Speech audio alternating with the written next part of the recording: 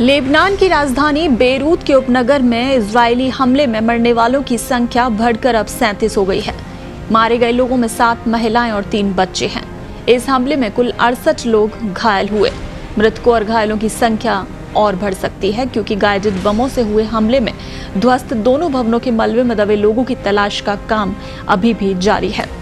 इस हमले में हिजबुल्लाह की सैन्य शाखा का प्रमुख इब्राहिम अकील और 10 कमांडर मारे गए हैं।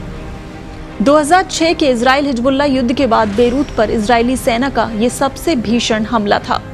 शुक्रवार दोपहर बाद हुए इस हमले के बारे में हिजबुल्लाह ने शुरुआत में कुछ नहीं कहा, लेकिन बाद में बताया कि इजरायली हमलों में उसके 15 लोग मारे गए। हालांकि इन लोगों के नाम पदनाम नहीं बताए गए। लेबनानी सेना ने ध्वस्त भवनों को घेर रखा है। वहां पर मशीनों से मलबा हटाने का काम जारी है।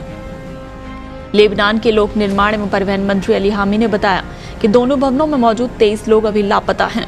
ध्वस्त हुए भवनों में एक 8 मंजिला वाला था और उसमें 16 अपार्टमेंट, जबकि दूसरे भवन में दुकान और आवासीय फ्लैट थे।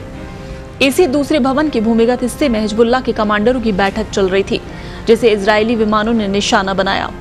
इजराइल और हिजबुल्लाह की लड़ाई इसी सप्ताह लेबनान में हुए पेजर और वॉकी टॉकी में विस्फोटों के बाद और तेज हुई। इन विस्फोटों में 37 लोग मारे गए थे और करीब 3500 घायल हुए थे।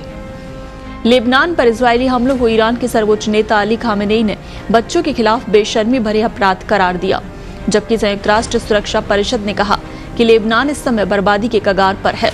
वहां पर अविलंब लड़ाई रुकनी चाहिए। संयुक्त राष्ट्र ने इस लड़ाई को रुकवाने के लिए सभी देशों से मिलकर प्रयास करने का अनुरोध किया है। इधर गाजा सिटी में एक स्कूल भवन में बने शरणार्थी शिविर पर इजराइल ने फिर से हमला किया। इस हमले में 13 बच्चे और 6 महिलाओं सहित 22 लोग मारे गए। इजरायली सेना ने कहा कि हमने हमास के कमांड सेंटर पर हमला किया। वहां से युद्ध की गतिविधियों को संचालित किया जा रहा था। इन्हें मिलाकर गाजा युद्ध में मरने वाले फिलिस्तीनियों की कुल संख्या बढ़कर अब 41,391 हो गई है। लेकिन इजराइल के इन हमलों के बाद हिजबुल्लाह शांत बैठने वाला नहीं है और हिजबुल्लाह की तरफ से भी इजराइल पर अब दनादन रॉकेट दागने शुरू कर दिए गए हैं, यानी कि हिजबुल्लाह इसका बदला लेने को तैयार है। तो इजराइल और हमास के बीच की ये जंग या ये कहें कि युद्ध लगातार बढ़ता जा रहा है।